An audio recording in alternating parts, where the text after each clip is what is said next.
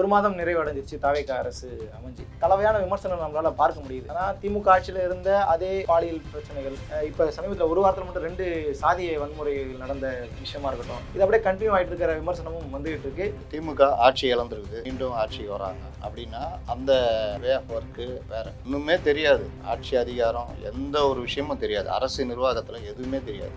இப்படி வர்றவங்க தான் இவங்க இப்போ வந்திருக்காங்க. அதனால அந்த இதை பொறுத்து இதை பார்க்கக்கூடாது.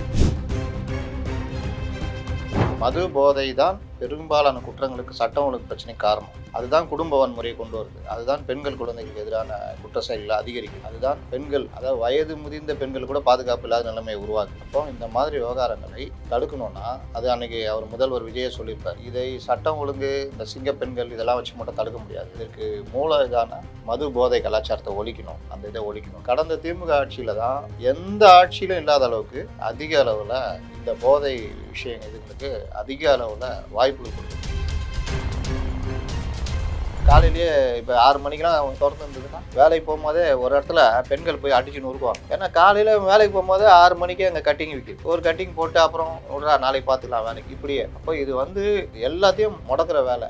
12 மணினா 12 மணி, நைட்டு 10 மணி மூடணும். இந்த FL2 பாரு, பப்பு இதெல்லாம் க்ளோஸ் பண்ணணும். அந்த மாதிரிலாம் நடவடிக்கை எடுத்தாங்கன்னா க்ளோஸ் ஆகும். இல்லை, இப்போ இந்த 717 இதை என்னதான் மூடிட்டோம் அப்படின்ற மாதிரி சொல்கிறாங்கல்ல, அது இப்போ வரைக்கும் அது உறுதி இல்லை. 717 மூடிட்டோன்றாங்க. இவங்களுக்கு டெக்னிக்கல் இஷ்யூஸ்லாம் இருக்குது.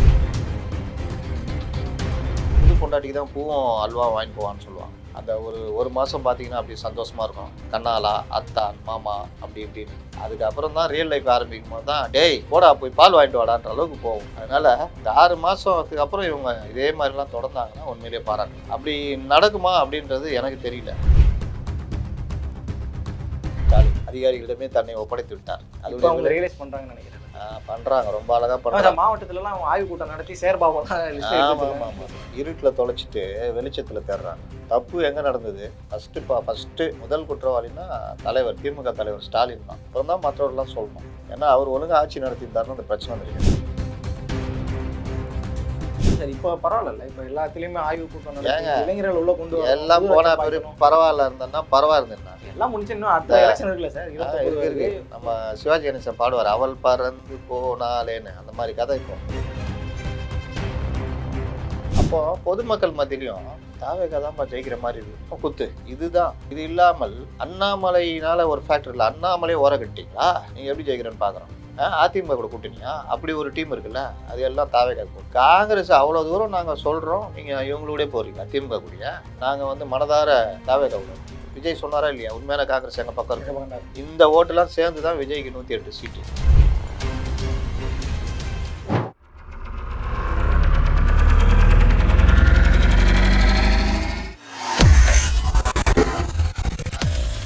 வேலை வேண்டுமா? ப்ளூ ஓஷன் இருக்கிறது. 10th 12th டிப்ளமோ டிகிரி படித்தவர்களுக்கு உணவு, தங்குமிடம், ESI, PF இன்சூரன்ஸ் உள்ளிட்ட சலுகைகளுடன் அனுபவத்திற்கேற்ற நல்ல சம்பளம். 15,000 முதல் 30,000 வரை. பெண்களுக்கு முன்னுரிமை. 2,000க்கும் மேற்பட்ட வேலை வாய்ப்புகள் உள்ளன. இப்போதே தொடர்பு கொள்ளுங்கள். Blue ocean.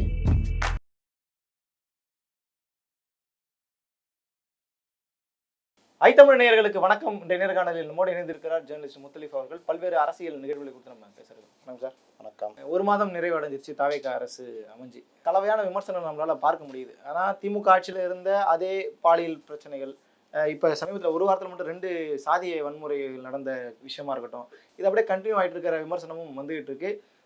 சில திட்டங்களையும் அவங்க செயல்படுத்துறாங்க. அது உண்மையிலே வரவேற்புக்குரிய திட்டங்களாக இருந்தாலும் அதுலேயும் சில லூப் ஹோல்ஸ்லாம் இருக்குன்ற மாதிரி எதிர்த்தரப்புல விமர்சனம் பண்ணுறாங்க. ஒரு மாத ஆட்சியினுடைய முடிவு என்னவா இருக்கு இப்போ நீங்க கவனிச்ச வரைக்கும்?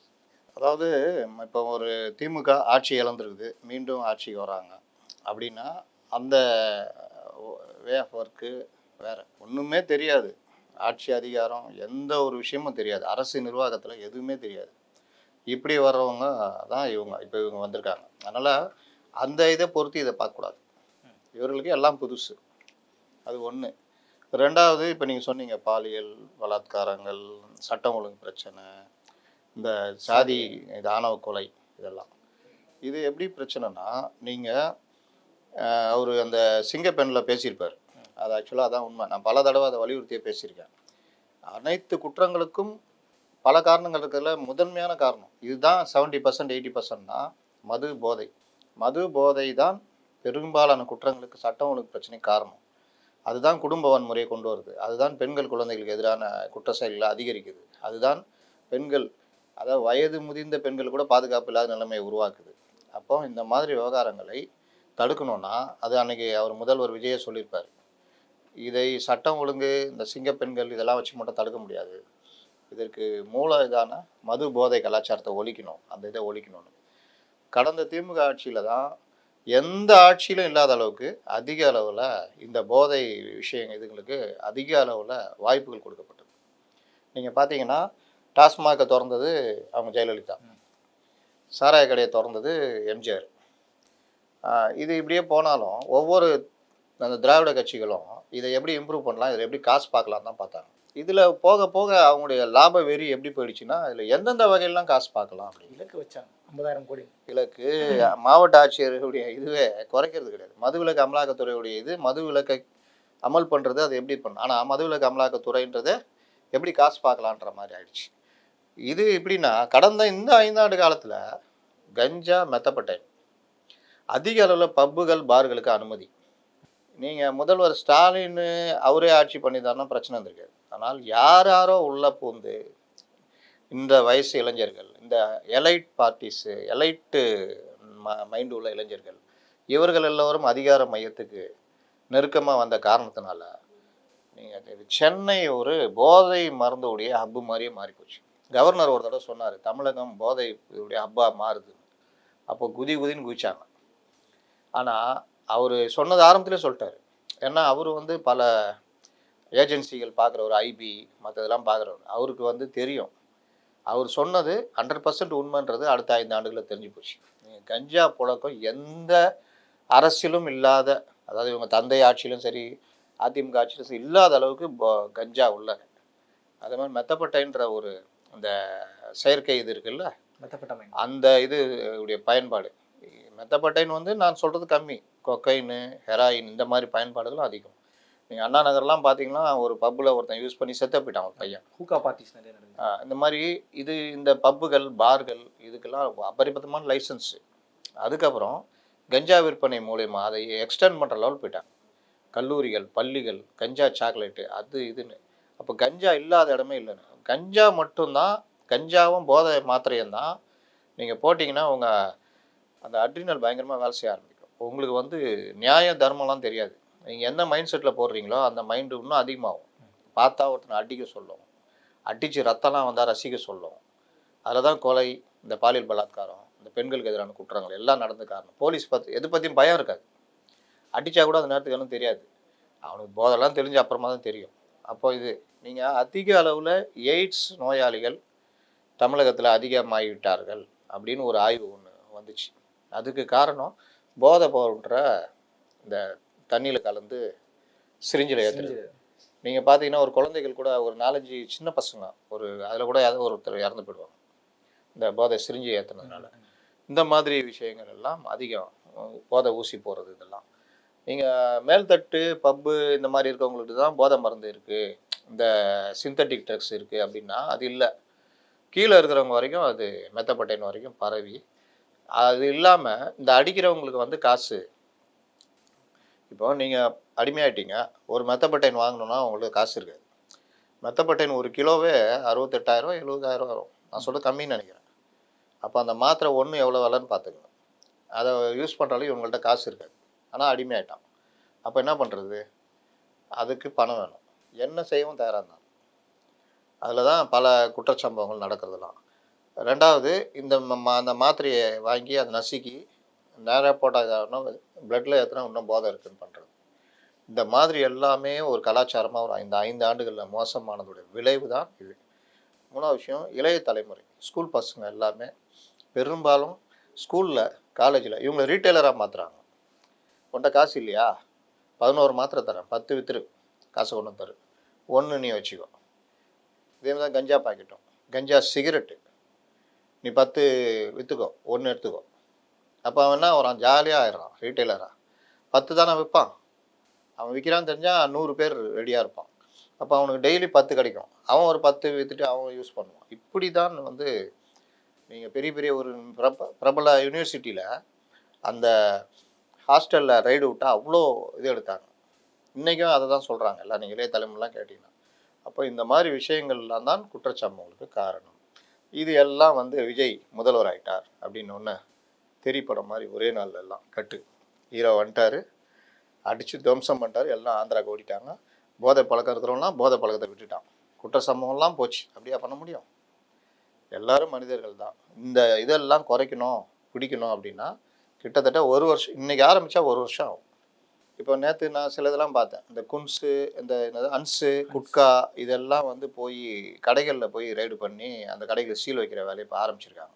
நல்ல கவர்மெண்ட் உட்காந்தா போலீஸ் அதே போலீஸ் தான். இப்போ சொல்லுவாங்க சட்டம் ஒழுங்கு நீங்கள் என்ன செய்கிறீங்க, இவங்க புதுசுங்க என்ன பண்ணுவாங்க, இந்த ஈர வெங்காயம்லாம் இங்கே நடக்காது. அவர்கள் தான் சட்டம் ஒழுங்கு புதுசு, அதிகாரிகள் பழசு. அப்போ ஜெயலலிதா மாதிரி சாட்டையை கையில் எடுக்கணும்.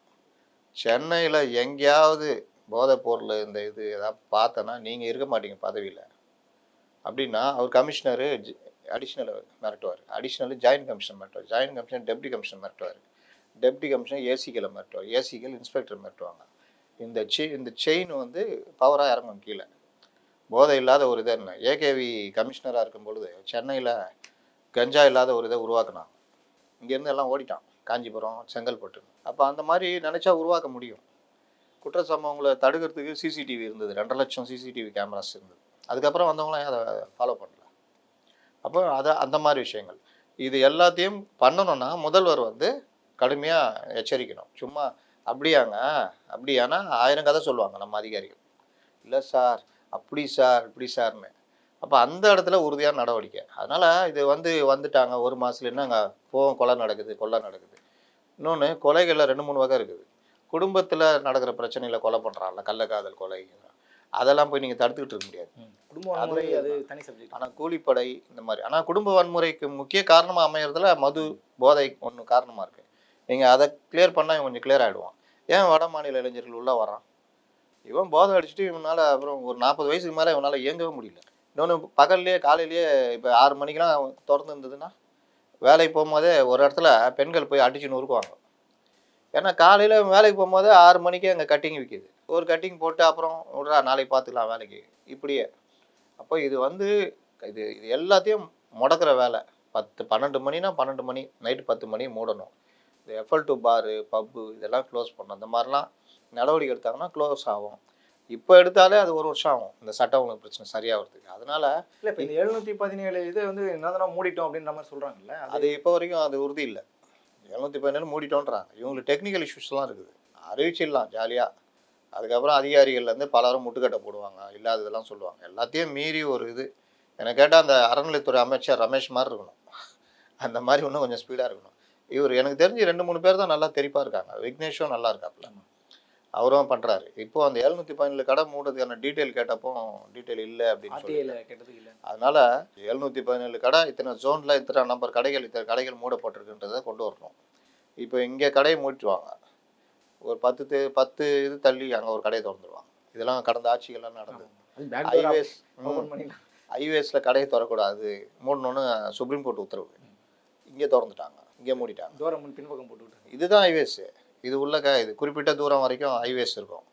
இன்னும் சில இடங்களில் ஹைவேஸையே மாநில நெடுஞ்சாலையாக மாற்றிட்டாங்க. இவங்க வியாபாரத்துக்கு பணத்துக்காக என்ன வேணால் செய்ய தயாராக இருந்தாங்க.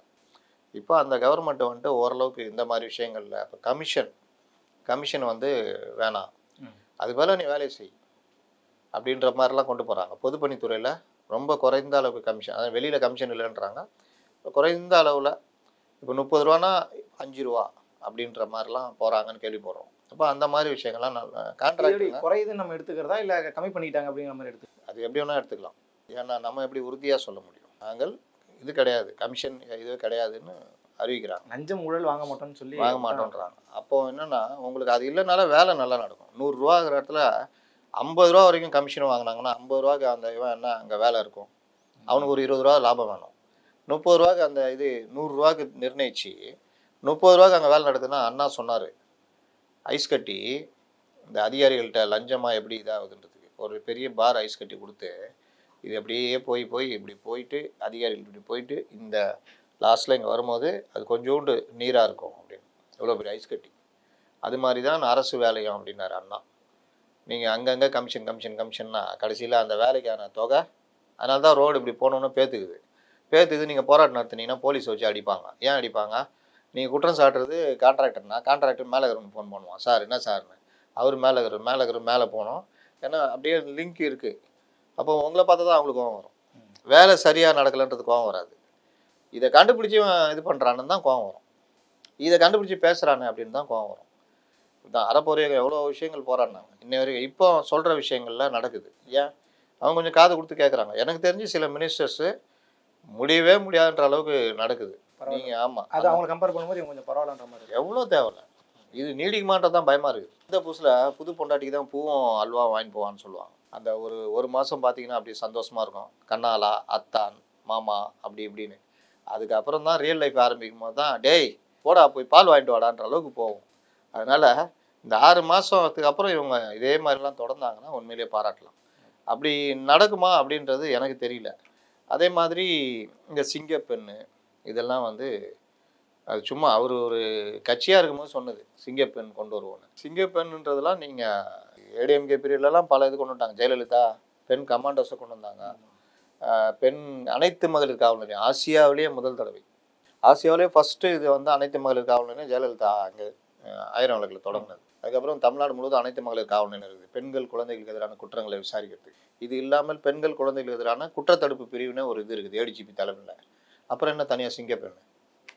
என்ன கொஞ்சம் பயம் வந்துச்சு அவருக்கு, முதல்வருக்கு. தயவு செய்து நடவடிக்கை எடுக்கிறேன்னு சொல்லிட்டு நிரபராதிகளை எடுத்துடாதீங்கன்னு. ஏன்னா அந்த சிங்கப்பெண் அப்படியே போவாங்க. காலேஜில் பசங்க ஜாலியாக பொண்ணுங்க பசங்க அடிச்சு விளையாடிட்டு இருப்பாங்க. டப்புன்னு 2 பையனை பிடிச்சி ஈவ்டீசிங்னு கொண்டு வந்து போட்டாங்கன்னா அதுவும் பிரச்சனை இருக்குது. எப்போவுமே போலீஸ் கையில் ஓவர் அதிகாரமும் கொடுக்கக்கூடாது.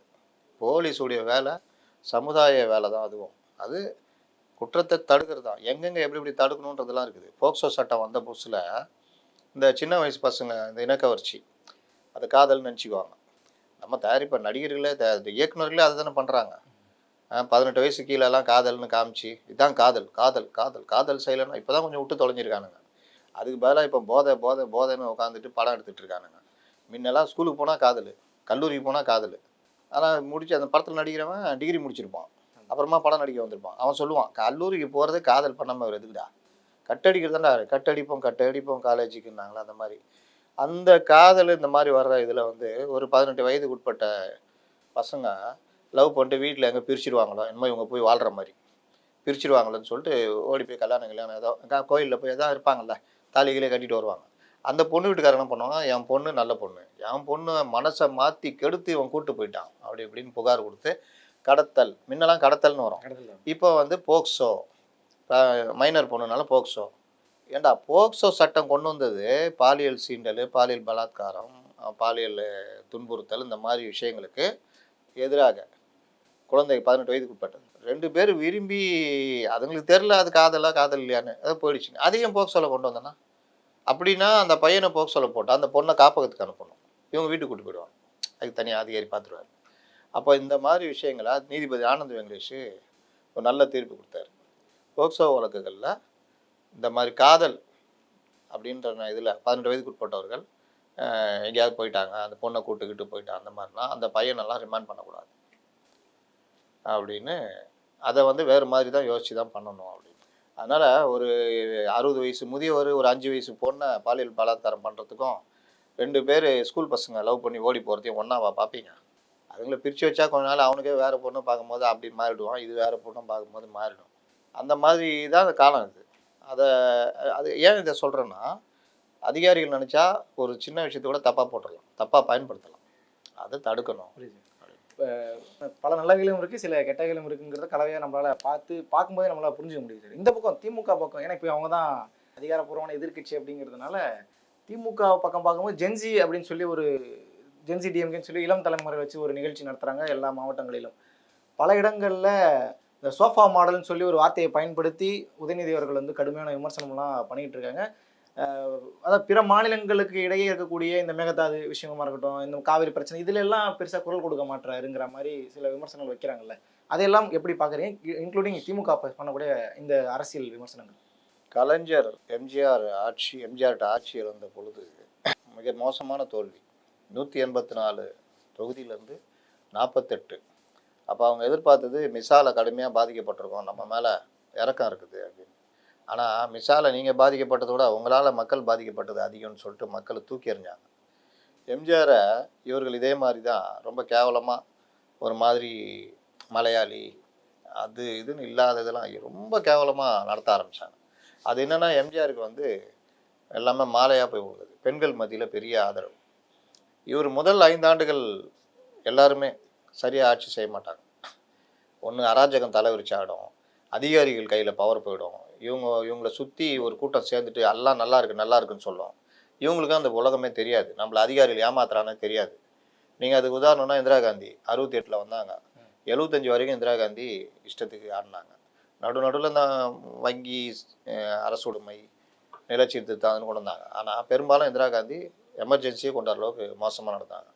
கலைஞர் 71 பார்த்தீங்கன்னா அந்த 5 ஆண்டு காலம் ஒரு மோசமான ஒரு ஆட்சியாக இருந்தது. அதே மாதிரி ஜெயலலிதா 90-96 கடுமையான மோசமான ஆட்சி.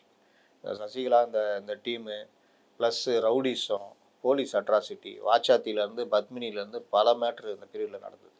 அது ஜெயலலிதாவை 2 தொகுதியில் தோக்குற அளவுக்கு கொண்டு போச்சு. அதே மாதிரி நம்ம இவர் ஸ்டாலின் அதிகாரிகளிடமே தன்னை ஒப்படைத்து விட்டார். அது அவங்க ரியலைஸ் பண்றாங்கன்னு நினைக்கிறேன். பண்றாங்க, ரொம்ப அழகா பண்றாங்க. மாவட்டத்துலலாம் அவங்க ஆய்வு கூட்டம் நடத்தி சேர்பாபெல்லாம் லிஸ்ட் எடுத்துட்டாங்க. இருட்டில் தொலைச்சிட்டு வெளிச்சத்தில் தேடுறாங்க. தப்பு எங்கே நடந்தது? ஃபஸ்ட்டு முதல் குற்றவாளின்னா தலைவர், திமுக தலைவர் ஸ்டாலின் தான். அப்புறம் தான் மற்றவர்கள்லாம் சொல்லணும். ஏன்னா அவர் ஒழுங்காக ஆட்சி நடத்தியிருந்தாருன்னா இந்த பிரச்சனை வந்திருக்காது. அவர் ஒழுங்காக எல்லாரையும் மெயின்டைன் பண்ணியிருந்தாருன்னா இந்த இது நடந்திருக்காது. எல்லா குடும்பத்தினரும் உள்ள அதிகார மையமாக உள்ள விட்டு கலைஞர் கடைசி வரைக்கும் விட்டதே இல்லை தெரியுமா? ஸ்டாலினை கூட எங்கே வைக்கணுமோ அங்கே தான் வச்சுருந்தார். அதனால தான் 68 வந்த ஸ்டாலின் 84 எம்எல்ஏக்கு நிற்க முடியாது. 68 வந்தோன்னே இவர் 71 ஆட்சிக்கு வந்தோன்னே 72 அவர் அமைச்சராக வாக்குனார். பண்ணலையே. அவர் எங்கே நீங்கள் பார்த்தா தெரியும், குடும்ப ஆட்சி கொண்டு வந்தார் கலைஞர் அப்படிலாம் சொல்லுவாங்க. அவர் எந்த இடத்துலையுமே குடும்ப ஆட்சியை உள்ள இது பண்ணதே கிடையாது. அவங்கள அந்த பதவிக்கதே கொண்டு வந்தாலும் பவரில் கொண்டு வந்து உட்கார வச்சு அவங்கள ஆட விட்டு அதனால இதெல்லாம் கிடையாது. அந்த வகையில் அவர் ரொம்ப தெளிவாக இருந்தார். இவர் வந்த உடனே அவர் மருமகன், அது பெண்ணு, கட்சிக்குன்னு ஒரு திமுகன்னு ஒரு அடையாளம் இருக்குங்க. பெண்ணு நிப்பு உடஞ்சி மூடியை போட்டு மூடி வைக்கிறதுக்கு எல்லாம் ஏற்பாடு போயின்னு. நீங்கள் திமுக ஒரு அடையாளம் இருக்குது, குடும்ப கட்சி. அது குடும்ப கட்சினா அது ஒரு பக்கம், அந்த குடும்ப கட்சி வேறு. இது வந்து குடும்ப ரீதியாக ஒரு உறவு முறை இருக்கும். தாத்தா திமுகவில் இருப்பார், அப்பா திமுகவில் இருப்பார், புள்ள திமுகவில் இருப்பான். எல்லாரும் அப்படியே தலைவரை நேசிப்பாங்க. இப்போ நாங்கள்லாம் எங்கள் சின்ன வயசுலலாம் எம்ஜிஆர் தான் ரொம்ப பிடிக்கும். ஆனால் அரசியல் ரீதியாக கலைஞர் தான் பிடிக்கும். கலைஞர் அளவில் எம்ஜிஆர் கிடையாது, அப்படி தான் எங்களுடைய இது இருக்கும். எங்கள் தாத்தா எம்ஜிஆர் ரசிகர், அவரை வெறுப்பேற்றிக்கிட்டு இருப்போம். நாங்கள் திமுக, அது ஒரு வாதம் மாதிரி ஓடும். அப்போ கலைஞர்கிட்ட அந்த பவர் இருந்தது. அதே மாதிரி மாவட்டம் முழுவதும் கட்சிக்காரங்களோட நெருக்கம், ஆஃபீஸ்க்கு வர்றது எல்லாம் ஈஸியாக ஆக்சசிபிள் இருக்குது அவர்கிட்ட. கலைஞரை ஈஸியாக அணுக முடியும். சண்முகநாதன் ஃபோனை போட்டு ஒரு மாவட்ட நிர்வாகி பேசுகிறாருன்னா கலைஞர்கிட்ட ஃபோன் போயிடும், அவர் டீட்டெயில் கேட்டுக்குவார். அந்த மாதிரி இவர்கிட்ட என்ன இருந்தது? அதான் பிரச்சனை. அதை கைப்புண்ணுக்கு கண்ணாடியை தேடுறாங்க, இருட்டில் தொலைச்சிட்டு வெளிச்சத்தில் தேடிட்டு. இல்லை சார், இப்போ பரவாயில்ல. இப்போ எல்லாத்துலேயுமே ஆய்வு கூட்டம் நடத்தி இளைஞர்கள் உள்ள கொண்டு எல்லாம் போனா பேர் பரவாயில்ல இருந்தேன்னா பரவாயில்ல எல்லாம் முடிச்சு இன்னும் அடுத்த எலெக்ஷன் இருக்குல்ல சார்? இருக்கு. நம்ம சிவாஜி கணேசன் பாடுவார், அவள் பறந்து போனாலேன்னு. அந்த மாதிரி கதை இப்போ இவங்க அடிக்கடி சொல்றாங்கல்ல, 6 மாசத்துல கட்சி எல்லாம் காலியாயிடும், அதான் தமிழக அரசு கவிழ்ந்துன்றாலும் பேசுறாங்களே சார். ஏன் அவருன்னா இதுவா அவரு இந்த பழைய இதில் முனிவர்கள் கொடுத்த உடனே ததாஸ்து எதாவது சொல்லுவாங்க, சொன்ன உடனே அப்படியே நடக்கும். அப்படியா? அவர் தொண்டர்கள் எவனும் ஓடிடக்கூடாது, ஏடிஎம்லேருந்து கரைஞ்சி போயினே இருக்குது, இங்கே எவனும் போயிடக்கூடாதுன்ட்டு அவசரம் 6 மாதத்தில் ஆட்சி போயிடும். ஆர்எஸ் பாரதி போன்ற ஆகச்சிறந்த அறிவாரிகள்லாம் இதான் சொல்லிட்டு இருக்கிறாங்க. எப்படி போகும்? ஆர்எஸ் பாரதி சொல்கிறாரு, 2 மாநகராட்சி ஜெயிச்சு காமிங்க, ஒரு பக்கத்து மீசை எடுத்துறேன்றாரு. அவருக்கு மீசை இருக்குதா இல்லைன்னா கிட்ட போய் பார்த்தா தான் தெரியும். லைட்டாக கோடு மாதிரி வரைஞ்சி வச்சுப்பாரு அந்த காலத்து மீசை. அதில் ஒரு பக்கம் மீசை எடுத்தாலும் தெரியாது. அவருக்கு என்ன நாலேஜ் இருக்குது நான் கேட்குறேன். நீங்கள் அவ்வளோ பெரிய ஆள் அது இதுன்றாங்க. 2 மாநகராட்சி கூட தாவேகா ஜெயிக்காதா? சொல்லுங்கள், ஜெயிக்குமா ஜெயிக்காதா? ஆளுங்கட்சி தான் சரி. 2 மாநகராட்சி கூட திமுக ஜெயிக்காது நான் சொல்கிறேன். ஏன்னா ஓட் பர்சன்டேஜ் பாருங்கள். இன்றைக்கி திமுக கூட இருந்த எல்லாரும் அங்கே போயிட்டாங்க. வைகோ துண்டு போட்டு வச்சுக்கிறாரு. இந்த இப்போ பொதுக்குள்ள நேற்றுலாம் அந்த அவைத்தலைவர்லாம் ஓப்பனாக பேச ஆரம்பிச்சிட்டார். எங்களை வஞ்சித்தார்கள், அது பண்ணாங்க இது பண்ணாங்க, உண்மையை சொல்கிறாரு. அப்போ மதிமுக அங்கே போகுதுன்றது உறுதியாயிடுச்சு. கம்யூனிஸ்ட் ஓப்பனாக திமுக கூட்டணியும் கிடையாது. ஏங்க கம்யூனிஸ்ட்லாம் அன்றைக்கே போயிடுச்சு. இவனுங்க அந்த மீடியாவில் உட்காந்து உருட்டிகிட்டு இருக்காங்க, அதை எடுத்துகிட்டு பேசுகிறீங்க. என்னைக்கு அவங்க போய் ஆதரவு கொடுத்தாங்களோ அன்றைக்கே போயிட்டாங்க. இது என்ன அங்கே ஒரு கால் இங்கே ஒரு காலா? இவனுங்களுக்கு பேசுறதுக்கு சப்ஜெக்ட் இல்லை. கம்யூனிஸ்டுகள் இடது கம்யூனிஸ்ட் வீரபாண்டியன் சொல்லிவிட்டார், அதனால் என்ன சொல்லிடுறேன், நீங்கள் சொல்லுங்கள். அங்கே டி ராஜா சொல்லிட்டார் அப்போவே. வீரபாண்டியங்கன்னு தனியாக சொல்லுவாரா? முத்தரசனை கேளுங்களேன், எப்போ வேணாலும் திமுக ஜாயின் பண்ணுறது ரெடியாக இருப்பார். கே பாலகிருஷ்ணன் கேளுங்களேன், ஒரு கார்டை வாங்கி வச்சுக்கிறார், உறுப்பினர் கார்டு. அதனால் இவங்கள போயிட்டு இருக்காது. இங்கே இருக்கிறவனுங்க அந்த மெயின் ஸ்ட்ரீம் மீடியாவில் உருட்டுறதெல்லாம் வச்சு பேசாதீங்க. அது மனோ ரீதியாக இல்லை, கொள்கை ரீதியாகவும் சரி, ஆட்சி ரீதியாகவும் சரி, எல்லாருமே அங்கே போயிட்டாங்க. இனி திரும்பியே பார்க்க மாட்டாங்க. ஏன் பார்க்க மாட்டாங்கன்னா, இவன் அடுத்த 5 வருஷத்துக்கு இல்லை 10 வருஷத்துக்கு கூட இந்த இது ஓடும். எல்லாம் லாப நஷ்டம் பார்த்து தானே. நான் கம்யூனிஸ்ட் கட்சின்னா அப்படி கொள்கையா? எல்லாம் லாப நஷ்டம் பார்த்து அப்படியே ஓடும். அப்போ இங்கே யார் வருவா? இன்னைக்கு 24% இருக்கு, அவங்க 21%. அதுலேயே இப்போ கரைஞ்சி போய்கினே இருக்குது டெய்லி. அப்போ இந்த 2 கட்சியும் நாளைக்கு ஒன்று சேருவாங்க. திமுக அதிமுக ஏன் ஆட்சி அமைக்குது ஒன்று சேரலையா? அப்போ ஏன்னா இன்னொரு ஆள் ஒருத்தர் வராரு புதுசா, அண்ணாமலை. அந்த ஆள் இறங்கி அடிப்பாப்புல. அப்போ யங்ஸ்டர்ஸ் ஒன்று விஜய் சைடு போவோம், இன்னொன்று இங்கே வரும் அண்ணாமலைகிட்ட.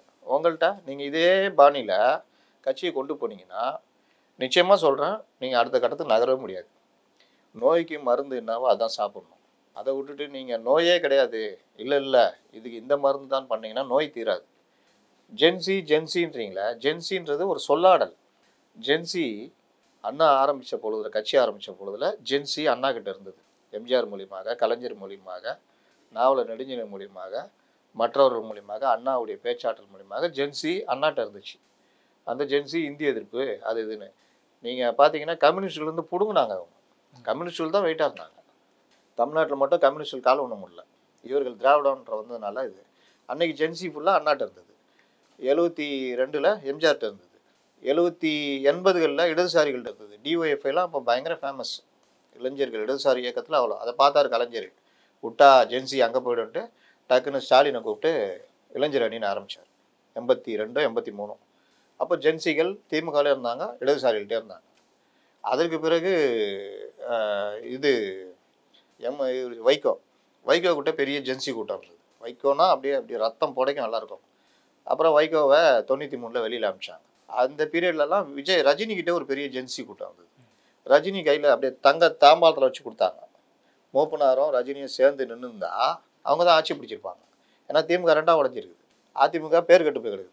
ஆனால் ரஜினி பேக் அடித்ததுனால அந்த ஜென்சியை கலைஞர் அறுவடை பண்ணினார். அதற்கு பிறகு 2001 இந்த பீரியட்லலாம் ஜென்சி கூட்டம் ஏடிஎம்கே பக்கம் அப்படியே நகருது. 2009-10 இளைஞர் இளம்பெண்கள் பாசறைன்னு ஜெயலலிதா ஜென்சி கூட்டம் அங்கே ஃபார்ம் ஆகுது. அதுக்கு பிறகு ஒவ்வொரு காலகட்டத்தில் நீங்கள் பார்த்தீங்கன்னா இவர் கமல் வந்தப்போ ஒரு ஜென்சி கூட்டம் 8% இளைஞர் கூட்டம் போச்சு.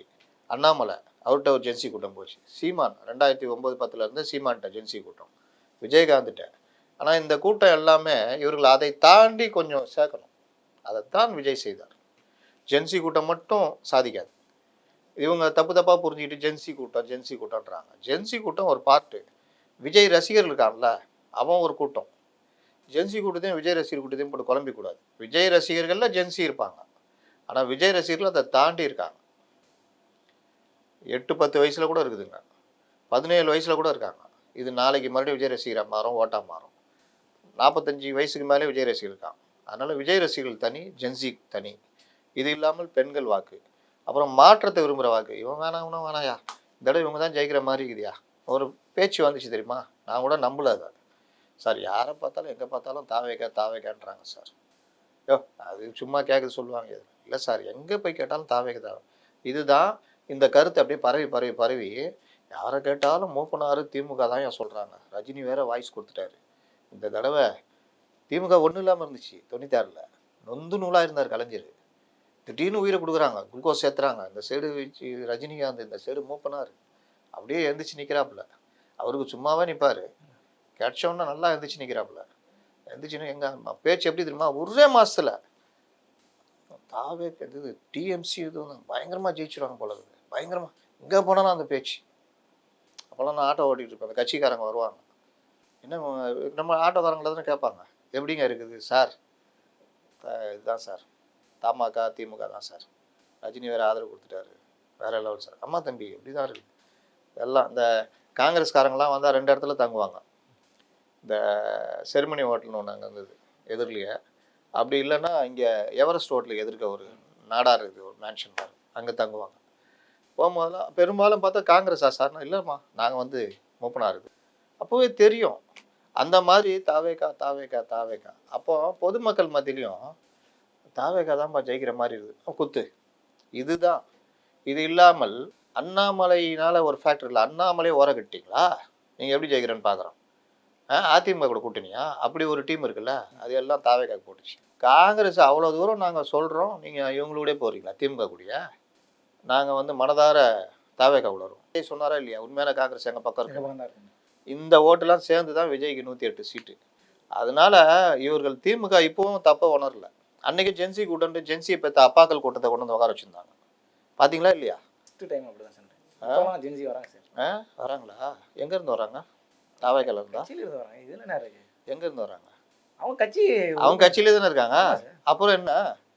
அதான் ஜெயிக்கலையே. அவங்க கட்சியில் இருந்தவங்க தான் அப்படியே இருக்காங்க. அதில் தான் தோற்று போச்சே. அப்புறம் என்ன? அவங்களே மறுபடியும் ரினியூவல் பாருங்க. அவங்க வந்து